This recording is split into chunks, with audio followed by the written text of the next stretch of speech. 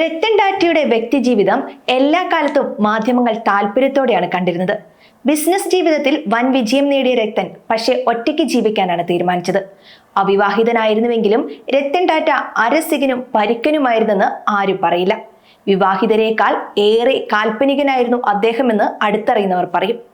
രത്തൻ ടാറ്റയ്ക്ക് യൗവനകാലത്ത് ഒരു പ്രണയ ജീവിതം ഉണ്ടായിരുന്നു. ഈ വസ്തുത അദ്ദേഹം ഒരേ ഒരാളോടാണ് പങ്കുവച്ചിരുന്നത്.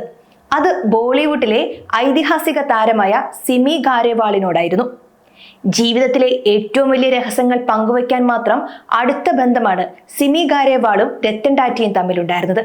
രണ്ടുപേരുടെയും ജീവിതത്തിലെ ഏറ്റവും വലിയ ബന്ധം ഏതെന്ന് ചോദിച്ചാൽ ഉത്തരവും മറ്റൊന്നല്ല.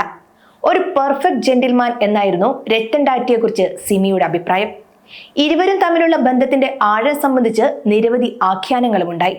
ഒരിക്കലും ഒരു നിരാശാകാമുകനായിരുന്നില്ല രത്തൻ ടാറ്റ. മറിച്ച് ഉത്സാഹത്തോടെ തന്റെ ബിസിനസിനെ ഉയരങ്ങളിലേക്ക് നടത്തുകയും രാജ്യത്തിന്റെ വളർച്ചയ്ക്ക് സംഭാവന ചെയ്യുകയും ചെയ്ത മൂല്യബോധവും ദിശാബോധവുമുള്ള ഒരു വ്യവസായിയായാണ് അദ്ദേഹം അവസാനം വരെ ജീവിച്ചത്.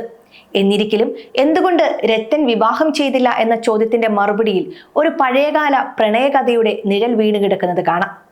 ചെറുപ്പകാലത്ത് ലോസ് ആഞ്ചലസിൽ ഒരു ആർക്കിടെക്ചർ സ്ഥാപനത്തിൽ രത്തൻ ടാറ്റ ജോലി ചെയ്തിരുന്നു. ഈ കാലത്താണ് അദ്ദേഹം ഒരു പെൺകുട്ടിയെ കണ്ടുമുട്ടുന്നതും അടുപ്പത്തിലാകുന്നതും. അവളുമൊത്തുള്ള ജീവിതം രസകരമായിരിക്കുമെന്ന് തന്നെയായിരുന്നു രത്തൻ ടാറ്റയുടെ മനസ്സിൽ. വിവാഹത്തിന് അദ്ദേഹം തയ്യാറായതുമാണ്. എന്നാൽ അതിന് പ്രതിബന്ധങ്ങളുണ്ടായി.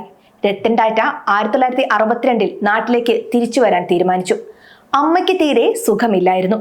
കഴിഞ്ഞ 7 വർഷത്തോളമായി അസുഖബാധിതനായി കഴിഞ്ഞിരുന്ന അമ്മയെ അവസാന കാലത്ത് നോക്കണമെന്ന ആഗ്രഹത്തോടെ അദ്ദേഹം ഇന്ത്യയിലേക്ക് വരാനുള്ള ഒരുക്കങ്ങൾ തുടങ്ങി.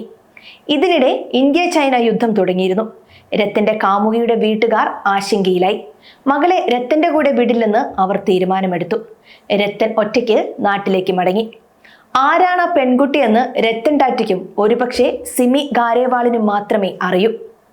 നവഭാരത ശില്പികളിൽ ഒരാളായ രത്തൻ ടാറ്റയാണ് ഇന്ന് അന്തരിച്ചിരിക്കുന്നത്. വ്യവസായിക ഇന്ത്യയെ കെട്ടിപ്പടുത്ത ജീവിത മൂല്യങ്ങൾ ഉയർത്തിപ്പിടിച്ച ആ മനുഷ്യസ്നേഹി മുംബൈയിലെ ബ്രീച്ച് കാൻഡി ആശുപത്രിയിൽ വെച്ച് ഈ ലോകത്തോട് വിട പറഞ്ഞു. കർമ്മവീതിയിൽ അനശ്വരമുദ്ര പതിപ്പിച്ചാണ് അദ്ദേഹം കടന്നുപോയത്.